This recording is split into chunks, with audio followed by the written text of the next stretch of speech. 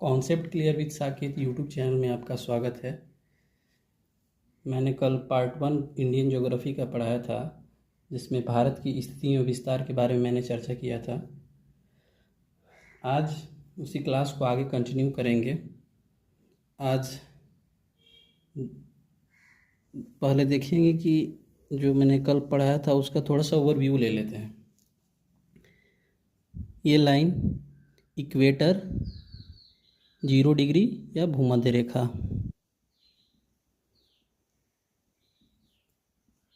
फिर 23.5 डिग्री पे हमने देखा था नॉर्थ साइड में ये कर्क रेखा है। सिमिलरली 23.5 डिग्री साउथ में ये मकर रेखा हुआ। मैंने बताया था कि भारत को कर्क रेखा एकदम बीचों बीच से काटती है। उसको आगे कंटिन्यू करते हैं। फिर मैंने बताया था कि सूर्य का कैसे उत्तरायण और कैसे दक्षिणायन होता है। इस क्रम में मैंने बताया था आपको कि 21 जून को जब सूर्य कर्क रेखा पे होता है, यानी ये भारत है, भारत के सबसे करीब सूर्य जब रहता है 21 जून, तो उस टाइम गर्मी का मौसम होता है, क्योंकि सूर्य डायरेक्ट भारत यानी कर्क रेखा पे डायरेक्ट लंबवत होता है। तो डायरेक्ट लंबवत होने के कारण सूर्य की रोशनी डायरेक्ट कर्क रेखा पर पड़ती है और उस टाइम भारत में गर्मी का टाइम चल रहा होता है। फिर जैसे जैसे सूर्य दक्षिणायन होता है, दैट इज़ अब सूर्य धीरे धीरे विषुवत रेखा पे आएगा, भूमध्य रेखा पर आएगा। तो मैंने बताया था कि 3 मंथ आप लोगों को काउंट कर लेना है जून के बाद, जुलाई, अगस्त, सितंबर, ये सितंबर। फिर सितंबर के बाद सूर्य यहाँ पहुँचा। अब सितंबर के बाद अगले 3 मंथ में सूर्य मकर रेखा पर होगा, यानी दिसंबर। अब एक ट्रिक से आप लोग को ये कन्फ्यूज़न होता होगा कि 21 जून कब, 22 जून कब, 23 जून। तो देखिए 21 जून को पहले एक याद रख लीजिए कि सूर्य कर्क रेखा पर है। उसके बाद से सीधे यहाँ 21 के बाद क्या होता है, 22, तो 22 दिसंबर यहाँ हो गया। और 22 के बाद 21, 22 और ये हो गया 23। ऐसे याद रखिए 21 जून, फिर यहाँ आ जाइए 22 दिसंबर, और फिर एक दिन बढ़ा के 22 दिसंबर, फिर एक दिन बढ़ा के यहाँ 23 सितंबर। फिर मकर रेखा पर पहुँचने के बाद हम बताया था कि सूर्य इसी गैप में वैरी करते रहता है। और 22 दिसंबर के बाद फिर से सूर्य कहाँ आएगा, डायरेक्ट यहाँ ना जाके यहाँ आएगा। तो दिसंबर के बाद 3 मंथ काउंट करने पर जनवरी, फरवरी, मार्च, यहाँ मार्च का टाइम रहेगा। तो ये मैंने बताया था आपको इतना तक। अब ये जानते हैं कि ये मार्च यहीं 21 मार्च है, यानी 21 मार्च और 23 सितंबर के दिन सूर्य जो है 21 मार्च और 23 सितंबर के दिन विषुवत रेखा पे होता है। अब देखिए, अब हमें ये देखना है कि कैसे इसमें कन्फ्यूज़न होता है, उसको क्लियर करते हैं। जून के मंथ में सूर्य कहाँ है, कर्क रेखा पे है, यानी गर्मी उस टाइम पूरी होती है, क्योंकि सूर्य लंबवत होता है, डायरेक्ट भारत पे उसकी गर्मी पड़ती है। तो सूर्य एक्चुअली दिन में निकलता है। तो ऐसे याद रखिए कि सूर्य दिन में निकलता है, तो जब ये सूर्य 21 जून को यहाँ रहेगा, उस टाइम में दिन सबसे बड़ा होगा। पूछा जाता है कि बहुत कन्फ्यूजन क्वेश्चन रहता है, कन्फ्यूजन वाला, कि दिन कब बड़ा, कब छोटा और कब दिन और रात बराबर होते हैं। तो इस टर्म में हम समझते हैं कि जब सूर्य 21 जून को यहाँ पे है, यानी सूर्य जब दिन में निकलता है तो दिन बड़ा होगा, यानी 21 जून को दिन बड़ा होगा। फिर वही चीज़ अगर सूर्य दिसंबर में यहाँ है मकर रेखा पे, तो भारत से सबसे दूरी पे है अभी, यानी इससे दूरी अब भारत से नहीं जा सकता है, क्योंकि कर्क और मकर रेखा के बीच ही सूर्य वैरी करता है।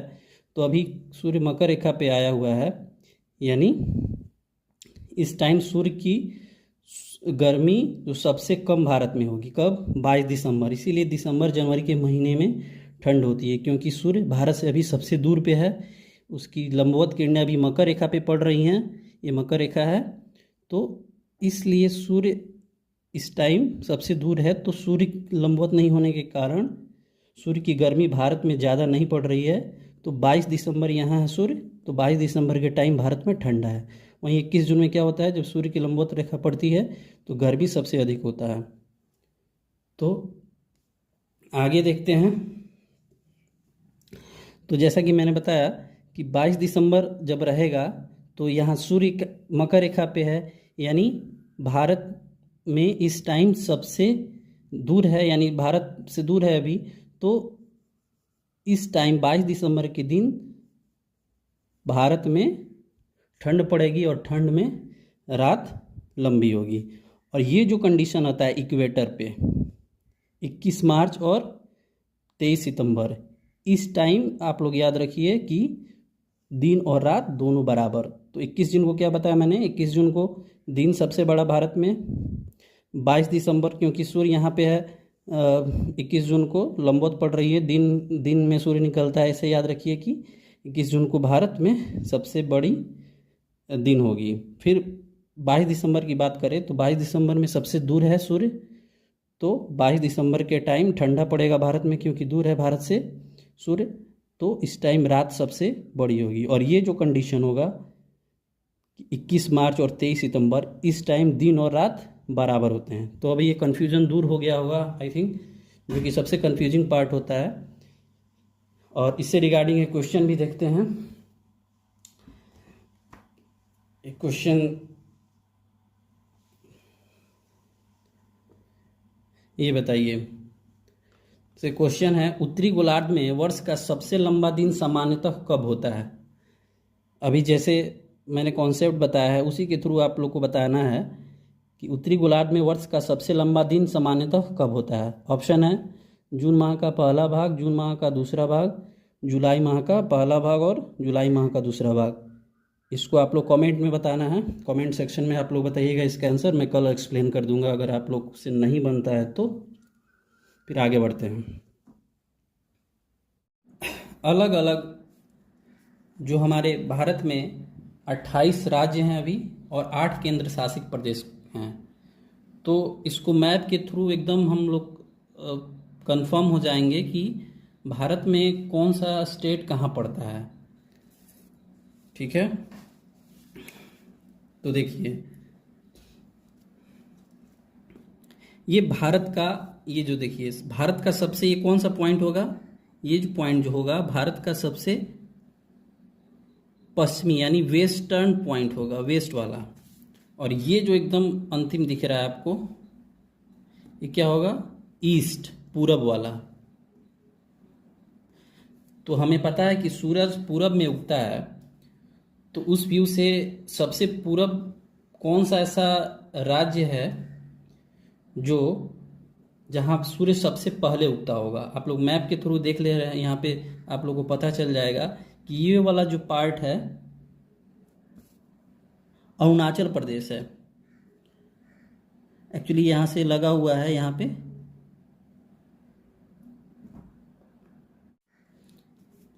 ये जो पार्ट है ये अरुणाचल प्रदेश है। दैट इज़ कि भारत में सबसे पहले जहाँ सूर्य उगता है वो अरुणाचल प्रदेश में उगता है, और सबसे लास्ट यानी ये सबसे पश्चिम में है। तो यहाँ के लोग सूर्य को सबसे अंतिम में देखेंगे क्योंकि ये सबसे पश्चिम साइड में है। सूर्य धीरे धीरे आते आते यहाँ आएगा, तो यानी सबसे लेट यहाँ के लोग सूर्य को देखेंगे उगता हुआ। तो ये गुजरात वाला पार्ट है। तो कहा जाता है कि, कहा क्या मतलब एग्जैक्ट लोकेशन है कि 2 घंटे बाद यहाँ के सूर्य निकलने के 2 घंटे बाद ये यहाँ तक सूर्य का मतलब लोग देख पाते हैं। यानी 2 घंटे बाद, दोनों 2 घंटे का अंतर दोनों स्टेट के बीच होता है सूर्योदय होने का। तो चलिए हम देखते हैं भारत के मैप को, कहाँ, यहाँ से स्टार्ट करते हैं। सबसे ये उत्तरी पॉइंट है, अब ये पूरा पश्चिम हो गया, अब ये उत्तरी पॉइंट है। देखिए ये टच करता हुआ ये सबसे नॉर्दर्न पॉइंट है, और यहाँ सबसे ये साउदर्न पॉइंट है, साउथ वाला पार्ट। तो ये इस लोकेशन को भी देखेंगे कि क्या क्या नाम से जाना जाता है। और यहाँ पे आप लोग देखिएगा तो ऐसे करके द्वीप है एक, इस द्वीप को बोलते हैं अंडमान निकोबार द्वीप समूह, जो कि एक केंद्र शासित प्रदेश है, अंडमान निकोबार द्वीप समूह। अच्छा, अब आप लोग एक देखते होइएगा कि ये भी भारत के ही भौगोलिक लोकेशन में आता है अंडमान, तो फिर ये पॉइंट कैसे साउदर्न पॉइंट हो गया? तो एक्चुअली होता भी है कि भारत की मुख्य भूमि का एक पॉइंट है, ठीक है, जिसे कन्याकुमारी के नाम से जानते हैं, तमिलनाडु में है, ये तमिलनाडु वाला पार्ट है, ये अभी बताएंगे सब आपको। तो ये तमिलनाडु का सबसे नॉर्दर्न साउदर्न पॉइंट है, जिसे कन्याकुमारी के नाम से जानते हैं। लेकिन अगर भारत का एग्जैक्ट भौगोलिक व्यू से देखा जाए तो ये जो पॉइंट है, ये पॉइंट आ रहा है अंडमान निकोबार में, ये सबसे यहाँ का सबसे साउदर्न पॉइंट होता है, ठीक है,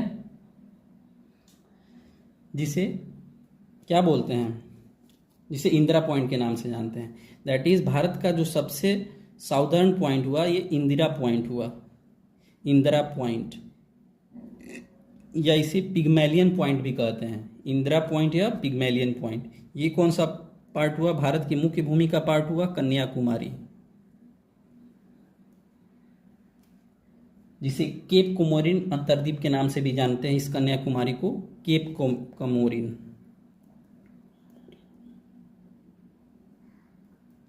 ठीक। अच्छा, ये ईस्ट वाला जैसा कि बताएं कि सबसे ईस्ट में अरुणाचल प्रदेश है, भारत का अरुणाचल प्रदेश राज्य यहाँ है, अरुणाचल प्रदेश। तो इस भारत का सबसे ईस्ट में कौन सा पॉइंट हुआ, इसे क्या बोलते हैं? और ये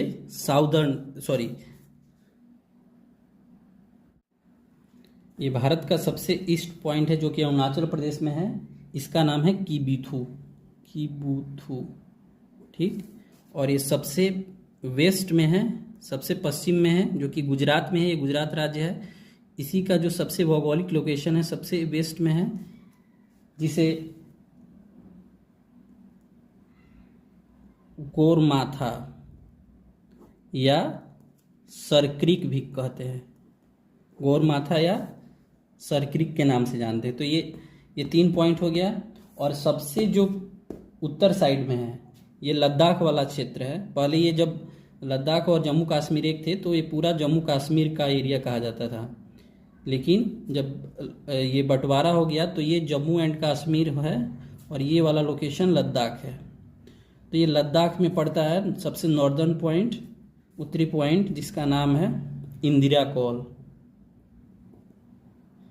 एकदम बेसिक से है ये सब, आप लोग को पता होगा। ये छोटी छोटी बातें, मैं छोटी छोटी बातों को लेकर चल रहा हूँ।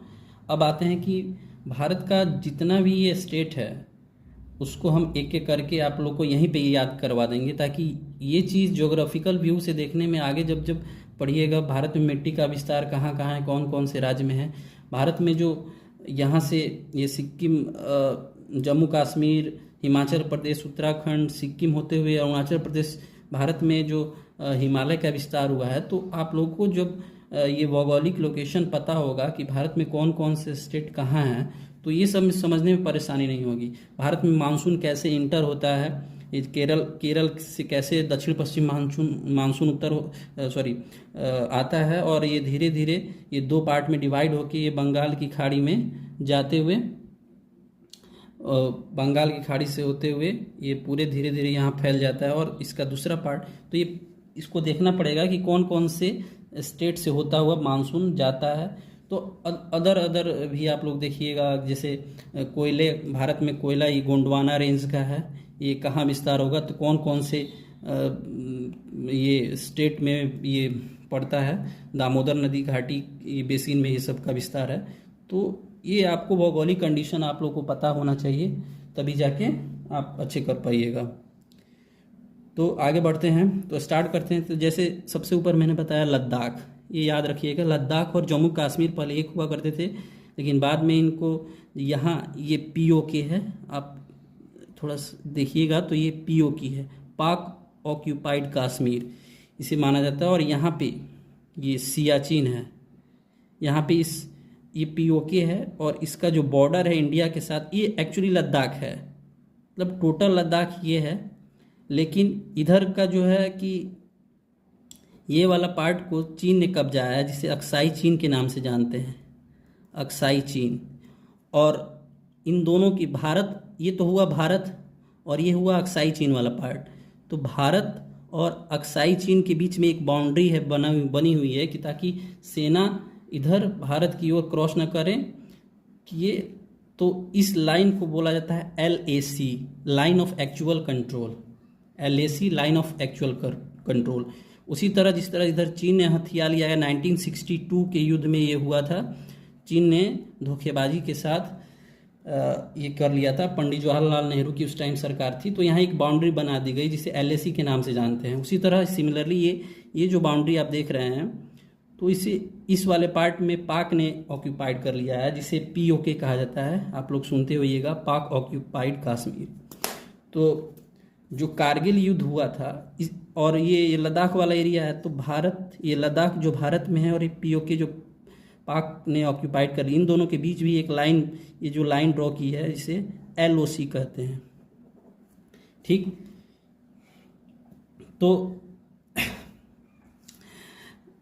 तो ये चीज़ भारत ने क्या, जब कारगिल का युद्ध हुआ था, तो यही सेना पाकिस्तानी सेना ये अंदर घुसने का प्रयास की थी LOC के अंदर, जो कि बाउंड्री है, और इंडियन सेना ने इसे वापस भगा दिया था, जो कारगिल विजय दिवस के रूप में हम लोग मनाते हैं।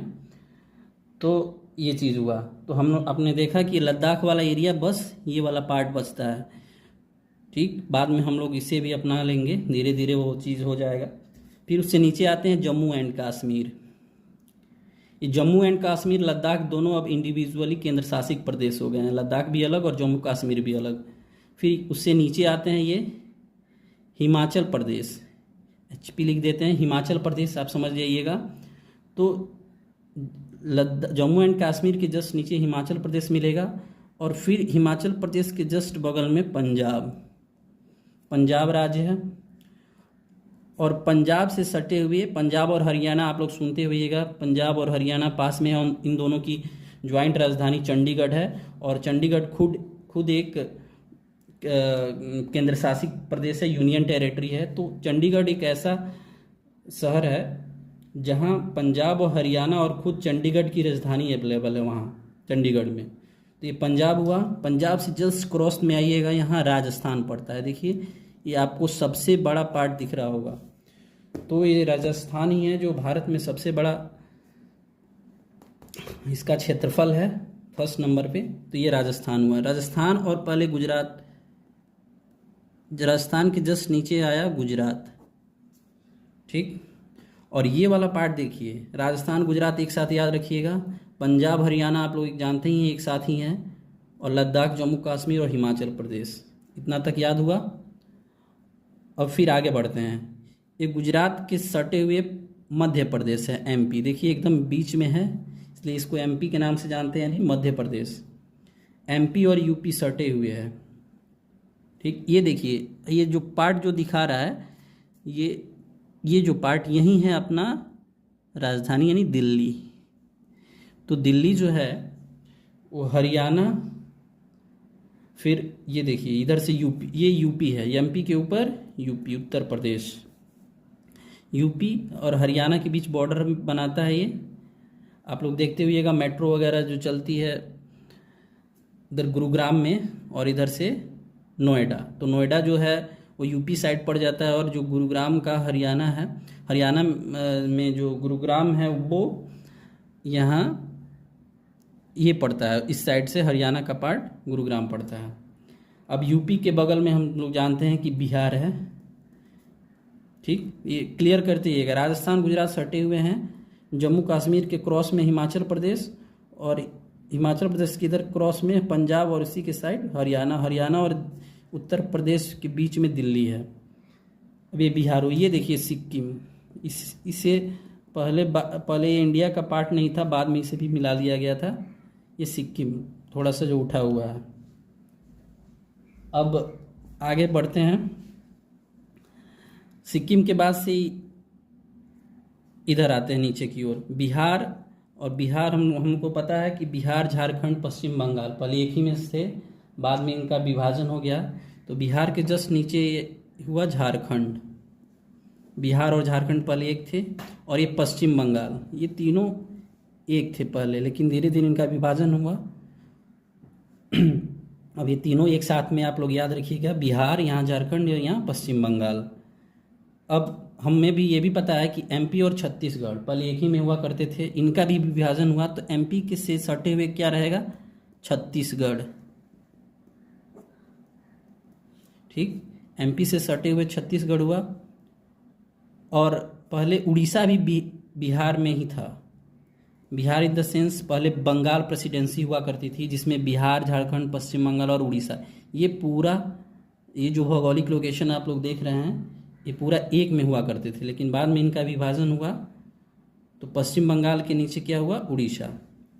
अब ये चीज़ जो यहाँ एमपी, ये वाला पार्ट जो आप देख रहे हैं, ये पूरा प्रायद्वीपीय भारत के नाम से जाना जाता है। ये जो सबसे पुराना है, आप लोगों को आगे हम बताएंगे कैसे कैसे ये विस्तार हुआ, कैसे कैसे हिमालय का फॉर्मेशन हुआ है, ये सब चीज़ आपको आगे मिलेगा। तो एमपी है। अब एमपी के नीचे अब ये सब आता है प्रायद्वीपीय भारत का पार्ट, जो कि दक्षिण भारत के नाम से हम लोग जानते हैं, दक्षिण भारत में पूरा स्थित है। तो अब एमपी के नीचे यहाँ आता है महाराष्ट्र। ये हुआ महाराष्ट्र।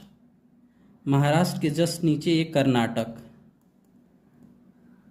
महाराष्ट्र, कर्नाटक, और बीच में ये जो छोटा वाला पार्ट है गोवा, सबसे छोटा है। भौगोलिक लोकेशन में गोवा का क्षेत्रफल सबसे कम है। और ये देखेंगे सिक्किम, यहाँ जनसंख्या सबसे कम है। ये गोवा से हल्का आप लोग को बड़ा लग रहा होगा, तो ये क्षेत्रफल में गोवा से तो बड़ा है, लेकिन जनसंख्या में सबसे कम है, जनसंख्या में सबसे कम। आगे सब चीज़ आपको मिलेगा। ये गोवा हुआ क्षेत्रफल में सबसे कम। सब कंसंट्रेशन के साथ देखते रहिएगा, सब एक एक चीज़ याद हो जाएगा, रटना कुछ नहीं है। महाराष्ट्र के नीचे कर्नाटक, की हम लोग अब साउथ वाले पार्ट पे ध्यान देते हैं, कर्नाटक। और कर्नाटक के नीचे यहाँ है केरल, इसे मैं बड़ा लिख देता हूँ इस पार्ट को, केरल। ठीक, केरल, महाराष्ट्र, कर्नाटक, केरल, ऐसे याद कीजिए। यूपी, बिहार, और ये आप लोग याद ही हो गया, बिहार, झारखंड, पश्चिम बंगाल और उड़ीसा, ये पहले एक ही प्रेसिडेंसी थी, बंगाल प्रेसिडेंसी, जो बाद में धीरे धीरे बंटवारा होते गया और ये अलग अलग एक स्टेट के फॉर्म में हो गए। एमपी और छत्तीसगढ़ पहले एक ही में था, आपको पता है। फिर ये महाराष्ट्र, कर्नाटक, ऐसे बढ़ते आ रहे हैं। अब फिर वापस ऐसे जाएंगे साउथ वाले पार्ट को देखते हुए। केरल हो गया। ये वाला जो पार्ट आपको दिख रहा है तमिलनाडु होता है, ये तमिलनाडु, तमिलनाडु राज्य है। तमिलनाडु से सटे हुए ये आंध्र प्रदेश है। कौन सा, आंध्र प्रदेश। और पहले आंध्र प्रदेश से सटे हुए क्या है, तेलंगाना, तेलंगाना। पहले आंध्र प्रदेश और तेलंगाना एक साथ थे, फिर इनका बंटवारा हो गया, तो ये दोनों अलग अलग स्टेट बन गए। तो ये तेलंगाना और आंध्र प्रदेश एक साथ होगा। अब ये देखिए, ये यहाँ से जो गुजरात है, यहाँ से सब समुद्र है। इस साइड आप लोग देखिएगा, ये पूरा जो पार्ट दिखा रहा है ये खाली है, और इधर खाली, तो ये है अरब सागर, पूरा जलमग्न क्षेत्र है। ये बंगाल की खाड़ी, ये भी जलमग्न क्षेत्र। इसी बंगाल की खाड़ी में हमारा एक अंडमान निकोबार द्वीप समूह है, जो कि केंद्र शासित प्रदेश है। और यहाँ देखिएगा, ये चीज़, ये जो आपको द्वीप दिखाई देगा, ये है लक्षद्वीप। ये भी पानी में स्थित है, कहाँ, अरब सागर में। ये दोनों को मैं मार्क कर देता हूँ, ये अलग से मैं पढ़ाऊँगा द्वीप समूह, आपको आगे बताऊँगा कि भारत में कौन। तो ये चीज़ देख रहे हैं कि ये कोस्टल लाइन है, मतलब ये समुद्र तटीय राज्य है गुजरात से, क्योंकि ये अरब सागर, यहाँ से देखिए पूरा अरब सागर है, ये अरब सागर किनारे हैं। और ये जो है यहाँ तक उड़ीसा, पश्चिम बंगाल तक, ये भी बंगाल की खाड़ी से सटे हुए राज्य हैं। ये भी, जो कि ये ऐसे राज्य हैं जो समुद्र तटीय हैं, क्योंकि यहाँ समुद्र है, ये सब समुद्र है, और नीचे भी हिंद महासागर है। तो भारत एक प्रायद्वीप कहा जाता है। भारत को क्यों कहा जाता है कि भारत प्रायद्वीप उसे कहते हैं कि वैसी बाउंड्री जो तीनों ओर से जल से घिरी हुई हो, उसमें हम देखते हैं कि भारत का ये जो लोकेशन है, इधर बंगाल की खाड़ी, इधर पूरब में बंगाल की खाड़ी है, पश्चिम में अरब सागर और दक्षिण में हिंद महासागर। तो ये तीनों ओर से समुद्र से पानी से जलमग्न है इधर। तो इसलिए भारत को एक प्रायद्वीप की संज्ञा दी गई है। क्यों? क्योंकि ये तीनों ओर से पानी में से घिरा हुआ है, इसलिए इसे प्रायद्वीप कहा जाता है। तो ये पार्ट क्लियर हो गया। अभी फिर से ओवरव्यू दे देंगे हम आपको। अब आते हैं ये नॉर्थ ईस्ट वाला पार्ट में। ये जो भारत का भौगोलिक लोकेशन यहाँ नॉर्थ हुआ और ये ईस्ट हुआ, ये वाला पार्ट अगर बीचों बीच में खींचेंगे लाइन तो ऐसे ही क्रॉस ये वाला पार्ट आएगा नॉर्थ, और इधर से ईस्ट ये पार्ट। तो इसमें हम समझते हैं कि कौन कौन सा यहाँ राज्य है। ये सबसे नॉर्थ में आपको पहले ही पढ़ा चुके हैं, अरुणाचल प्रदेश, जहाँ सूर्य सबसे पहले सबसे ईस्ट में है अरुणाचल प्रदेश। ठीक, उसके नीचे आते हैं हम, ये सब अरुणाचल प्रदेश का पार्ट है। ये है नागालैंड। इसमें एक्चुअली मैप छोटा है तो आप लोग एडजस्ट कर लीजिएगा, मैं बोल रहा हूँ वो ज़्यादा ध्यान दीजिएगा। अरुणाचल प्रदेश से सटा हुआ नागालैंड, नागालैंड से सटा हुआ मणिपुर, अरुणाचल प्रदेश, नागालैंड, मणिपुर और ये मिजोरम। ठीक, मिजोरम से जस्ट सटा हुआ ये त्रिपुरा। ये सब बांग्लादेश वाला पार्ट है, ये सब बांग्लादेश का पार्ट है। ये जो खाली है अंदर घुसा हुआ ये बांग्लादेश है, बांग्लादेश यानी ये भारत से अलग है। त्रिपुरा के बाद ये जो बड़ा आपको दिख रहा है पूरा सेंट्रलाइज्ड, ये है असम। यानी जो असम का भौगोलिक लोकेशन है नॉर्थ ईस्ट में सबसे ज़्यादा है, क्योंकि देखिए इसकी बाउंड्री यहाँ से स्टार्ट होते हुए यहाँ तक आती है। और ये मेघालय, जहाँ सबसे ज़्यादा बारिश होती है पूरे भारत में, क्योंकि इसका भी लोकेशन ऐसा है यहाँ की गारो, खासी और जयंतिया 3 पहाड़ी मेघालय में स्थित हैं। जब ये दक्षिण पूर्व मानसून बंगाल की खाड़ी होते हुए जब इस मेघालय में क्रॉस करता है तो यहाँ गारो, खासी, जयंतिया ये तीनों पहाड़ी के बीच फंस जाता है वो मानसून, और यही मासिनराम और चेरापूंजी, ये खासी पहाड़ी पे आपको बताएंगे आगे पहाड़ी में, सब खासी पहाड़ी में गारो, खासी, जयंतिया में खासी पहाड़ी के पास सबसे ज़्यादा बारिश कराता है, जो वो वाला क्षेत्र मासिनराम के नाम से जानते हैं। मासिनराम और चेरापूंजी, ये आगे सब पढ़ेंगे आप लोग, एक एक चीज़ पढ़ेंगे। फिर मेघालय हुआ, त्रिपुरा हमने बताया, असम जो कि सबसे बड़ा स्टेट है नॉर्थ ईस्ट का। वीडियो थोड़ा लंबा होगा लेकिन आप लोग बनाए रखिएगा कंटिन्यूटी, क्योंकि जब पूरा कॉन्सेप्ट लेना है तो थोड़ा सा वीडियो लंबा जा सकता है। अब देखिए इस नॉर्थ ईस्ट में 7 सिस्टर के नाम से जाना जाता है। नॉर्थ ईस्ट वाले पूरे एरिया को 7 सिस्टर के नाम के से जाना था। पहले आप लोग सुनते होइएगा और उसको याद करते हुए, लेकिन मैं बता दे रहा हूँ कि अब से याद करने की ज़रूरत नहीं है। बस ये भौगोलिक लोकेशन इसलिए मैं बता रहा हूँ कि आगे सभी कंडीशन में जो भी भारत में खनिज, पर्वत, पठार, मानसून कुछ भी पढ़ना होगा तो ये भौगोलिक लोकेशन अगर माइंड में याद रहेगा तो आपको परेशानी नहीं होगी, परेशानी का सामना नहीं करना पड़ेगा। तो आगे देखते हैं। अब 7 सिस्टर के बारे में हम जो बात कर रहे थे, तो 7 सिस्टर में ये आसाम से जितने भी स्टेट टच कर रहे हैं, एकदम सिंपल सा कॉन्सेप्ट, आसाम जो है यहाँ जो सबसे बड़ा है, इससे जितने भी नॉर्थ ईस्ट के स्टेट टच कर रहे हैं उसी को 7 सिस्टर के नाम से जाना जाता है। अब जैसे देखिए ये अरुणाचल प्रदेश टच कर रहा है, फिर ये असम से नागालैंड टच कर रहा है, फिर असम से ये मणिपुर टच कर रहा है, देखिए यहाँ से, और फिर असम से ये मिजोरम ये वाला पार्ट टच कर रहा है, फिर असम से ये त्रिपुरा टच कर रहा है, और ये असम से मेघालय टच कर रहा है।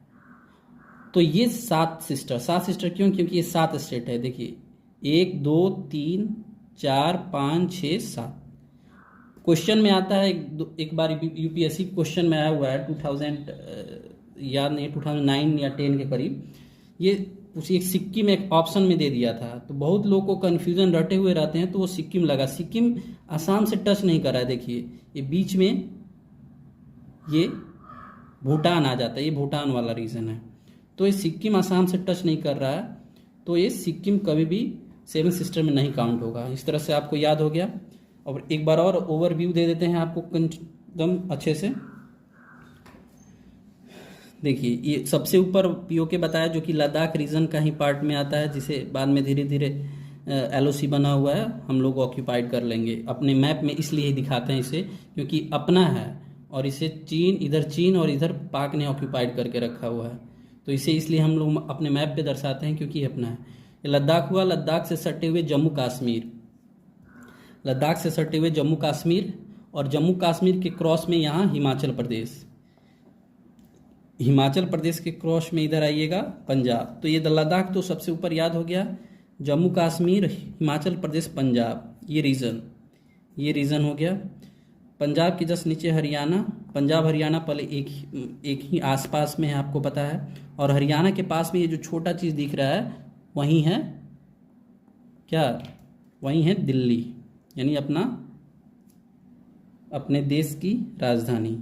फिर ये वाला सबसे बड़ी बाउंड्री, जो सबसे बड़ी भौगोलिक लोकेशन मैंने बताया, राजस्थान गुजरात एक साथ आपको याद रखना है। राजस्थान उसके जस्ट नीचे, ये गुजरात का कच्छ वाला पार्ट है, आगे पढ़ेंगे ये सब। ये गुजरात का काठियावाड़ तट है, काठियावाड़ तट है, ठीक। ये गुजरात का ये वाला पार्ट कच्छ वाला पार्ट है, और ये काठियावाड़।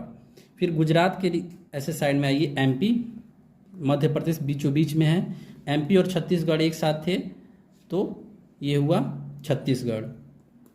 एमपी के जस्ट ऊपर यूपी बिहार आसपास में है, आप लोग को पता है। तो यूपी के जस्ट पूरब में बिहार और झारखंड पहले एक साथ थे, तो बिहार, झारखंड, पश्चिम बंगाल और उड़ीसा, ये चारों बंगाल प्रेसिडेंसी थी, तो ये चारों का भौगोलिक लोकेशन एक साथ है।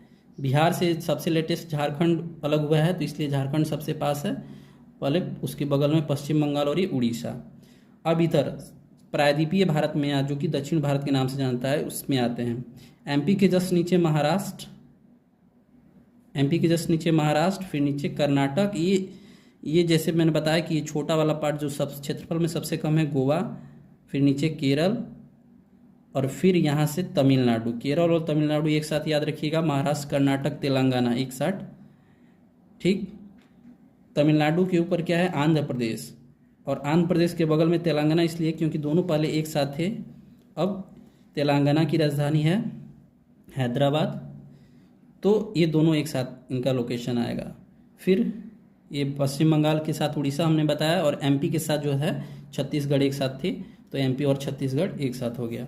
अब ये नॉर्थ ईस्ट वाले पार्ट में बताते हैं इसके बारे में। सबसे पहले हमने बताया था कि ये आसाम को आप लोग फिक्स कर दीजिए, और उसके चारों ओर मैप को ध्यान रखिए। तो सिक्किम सबसे ऊपर हो गया, बाद में भी ये इंडिया का पार्ट बना है। तो सबसे ईस्ट में हमने बताया था कि अरुणाचल प्रदेश है, जहाँ से सूर्य का उदय होता है। उसके नीचे नागालैंड, उसके नीचे मणिपुर, मिजोरम, ये चार एक साथ है, अरुणाचल प्रदेश, नागालैंड, मणिपुर और मिजोरम। मिजोरम के क्रॉस में त्रिपुरा, और त्रिपुरा के बगल में मेघालय, जो कि सब असम से लगे हुए हैं। इस तरह से नॉर्थ ईस्ट वाले आप स्टेट याद कर लीजिएगा। और जैसे कि मैंने बताया कि भारत का सबसे साउथ वाला पार्ट अंडमान निकोबार में इंदिरा पॉइंट है। अगर बात करेंगे लैंड वाइज, क्योंकि ये तो भूमि पूरे समुद्र में है, बंगाल की खाड़ी जैसे यहाँ है, तो ये अंडमान निकोबार क्या हुआ, समुद्र में स्थित है। इंदिरा पॉइंट सबसे नॉर्दर्न पॉइंट है। लेकिन अगर भूमि वाइज देखा जाए तो कन्याकुमारी, जिसे केप कोमोरिनी बोलते हैं, वो सबसे ये साउथ में है। फिर वेस्ट में आपने देखा, वेस्ट में गुजरात है, जो कि सरक्रिक के नाम से जाना जाता है, ये वाले पॉइंट को सरक्रिक, और ये इधर किब्यूथू, जो कि अरुणाचल प्रदेश में है। और ऊपर पीओके लद्दाख में सटा हुआ इंदिरा कॉल। तो इस तरह से ये भारत का ओवरव्यू हो गया। अब इतना आपने याद कर लिया तो फिर कोई दिक्कत नहीं होगी, क्योंकि यही एक चीज़ है जो सबसे पहले इंडियन ज्योग्राफी को एकदम इंटरेस्टिंग बनाता है। आगे जो भी चीज़ पढ़िएगा, पर्वत, पठार, मौसम परिवर्तन कैसे होता है, कहाँ कहाँ कैसे जलवायु का फैलाव है, मिट्टी कैसे मिलती है, फिर खनिज संसाधन कहाँ भारत में, कहाँ कैसे किस तरह का खनिज संसाधन है, तो ये सब चीज़ में यही ज़रूरत पड़ेगा। क्योंकि बच्चे को ये ओवरव्यू याद नहीं रहता, इसलिए ज्योग्राफी सबसे बोरिंग सब्जेक्ट बन जाती है। लेकिन आप लोग विश्वास करके रखिए, मेरे साथ जुड़े रहिए, ज्योग्राफी को सबसे इंटरेस्टिंग सब्जेक्ट या फिर अदर जो भी चीज़ मैं पढ़ाऊँगा वो एकदम इंटरेस्टिंग आपको लगने लगेगा। और उसके बाद से जब मैं जो भी सब्जेक्ट कंप्लीट कर लूँगा, उसका यूपीएससी बीपीएससी क्वेश्चन सॉल्व कीजिएगा, एकदम 100% क्वेश्चन आपसे, या फिर कोई भी कंपटीशन हो 100% क्वेश्चन आप लोग सॉल्व कर पाएंगे। कोई भी दिक्कत हो आप लोग कमेंट कीजिएगा। और अभी ये चैनल नया खुला है, धीरे धीरे हम आगे आप लोगों को बहुत चीज़ पढ़ाएंगे, और यही उम्मीद रखते हैं कि आप लोग शेयर कीजिएगा, सब्सक्राइब कीजिएगा, अपने दोस्तों से बताइएगा इस चैनल के बारे में, ताकि हमें भी सपोर्ट मिले। धन्यवाद। फिर नेक्स्ट वीडियो में अब पढ़ते हैं, आगे देखते हैं।